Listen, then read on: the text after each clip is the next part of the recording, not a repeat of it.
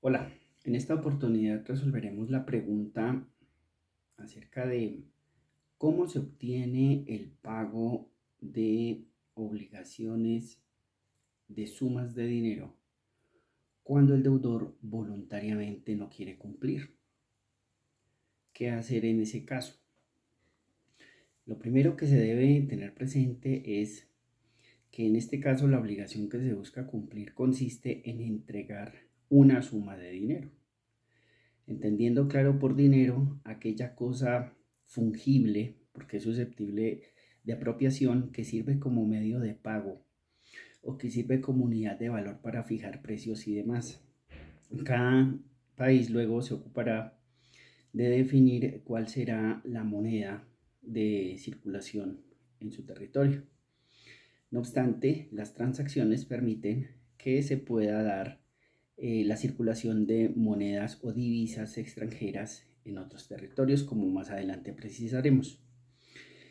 Entonces, si la obligación consiste en dar sumas de dinero y el deudor voluntariamente no quiere cumplir, tendremos que identificar dos situaciones. La primera, si la obligación no consta, no se documentó, no se haya plasmada en un contrato, en un documento escrito, en un video, si la obligación no consta en documento alguno, para poder obtener el pago de esa suma de dinero, tendrá que acudirse al trámite de un proceso declarativo para que el juez mediante sentencia declare la existencia de la obligación y condene al deudor al pago. En cambio, si la obligación de dar esa suma de dinero sí se plasmó en un documento, si consta en un documento, pues no hay problema porque se facilitan las cosas.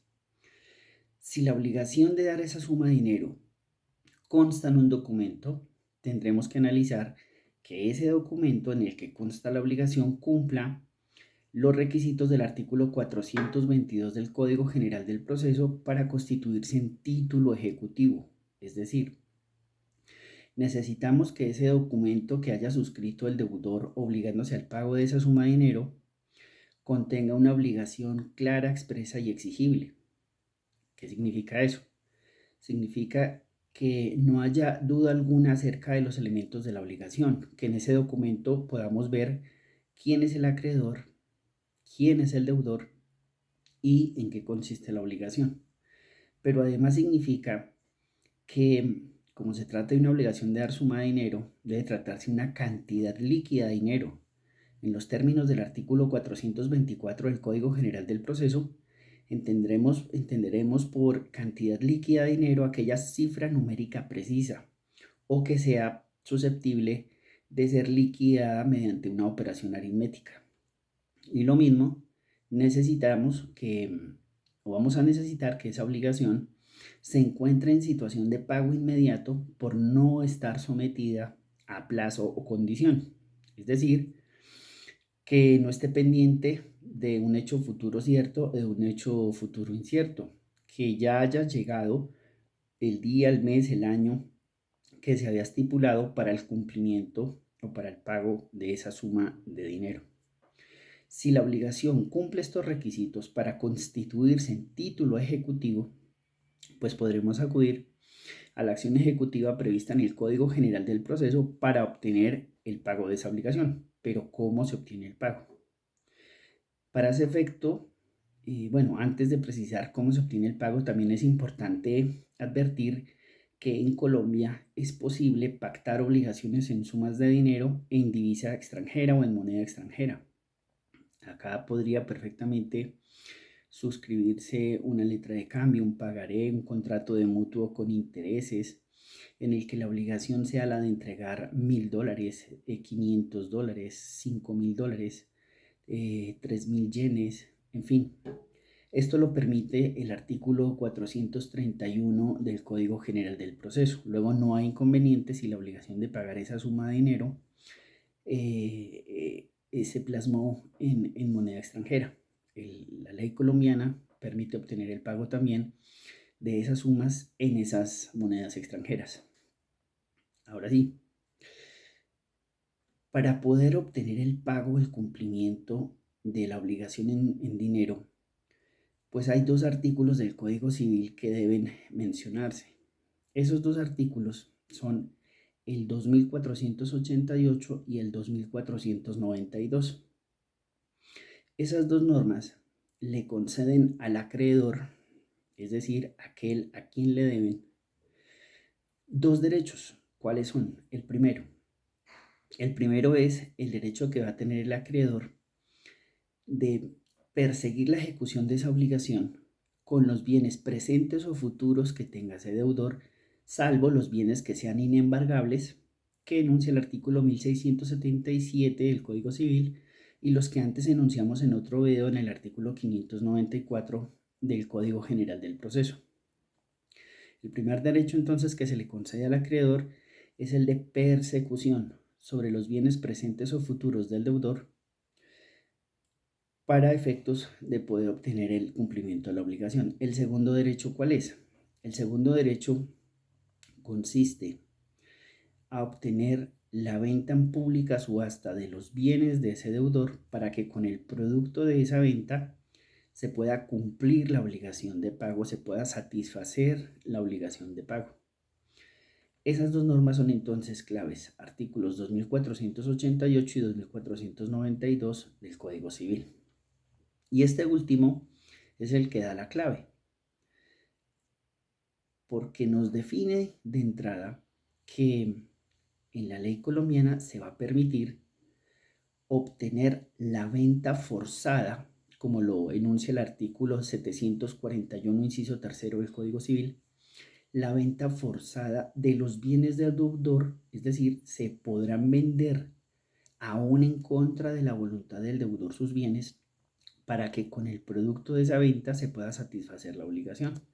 Esto, más adelante veremos, se conoce como el remate de bienes.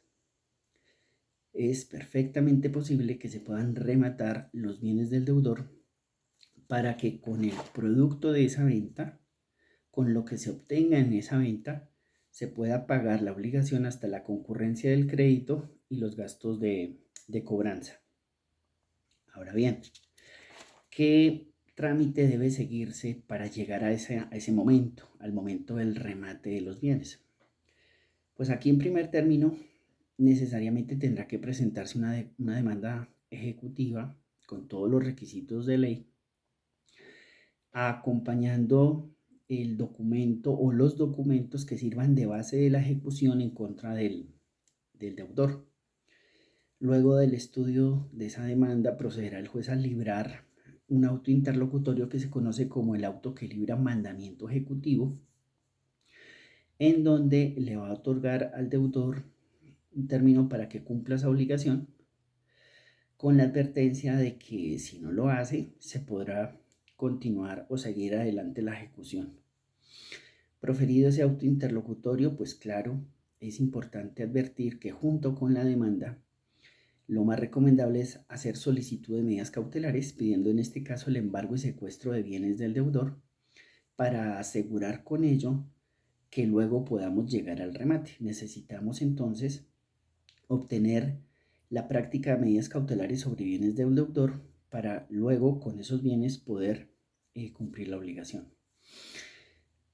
Aquí es importante tener presente que no se pueden embargar todos los bienes del deudor. Hay un criterio de proporcionalidad en la medida cautelar y por esa razón en varias disposiciones del Código General del Proceso se advierte cómo el juez limita o le pone tope a los embargos que decreta para no afectar los derechos del deudor. Entonces, presentada la demanda con solicitud de medidas cautelares, viene el auto que libra mandamiento ejecutivo y el auto que decreta medidas cautelares. Lo recomendable, claro, es que no notifiquen al deudor hasta tanto hayan practicado sus medidas cautelares. Una vez hecho esto, se podrá notificar al deudor. En ejercicio de su derecho de contradicción se le permitirá contestar la demanda con la posibilidad de proponer excepciones de mérito de fondo o perentorias. Se dará traslado de ellas al acreedor ejecutante. Se surtirá el resto del proceso con las audiencias y demás. Y aquí es importante tener presente que si el deudor no se opuso o no contestó la demanda, la ley autoriza al juez para que dicte auto interlocutorio ordenando seguir adelante la ejecución, ordenando practicar la liquidación del crédito y las costas procesales y disponiendo luego el remate de los bienes. Ahora, si el deudor sí se opuso, pues ya lo vimos, viene el traslado, vienen las audiencias, vendrán prácticas de pruebas y demás, y vendrá la sentencia del juez.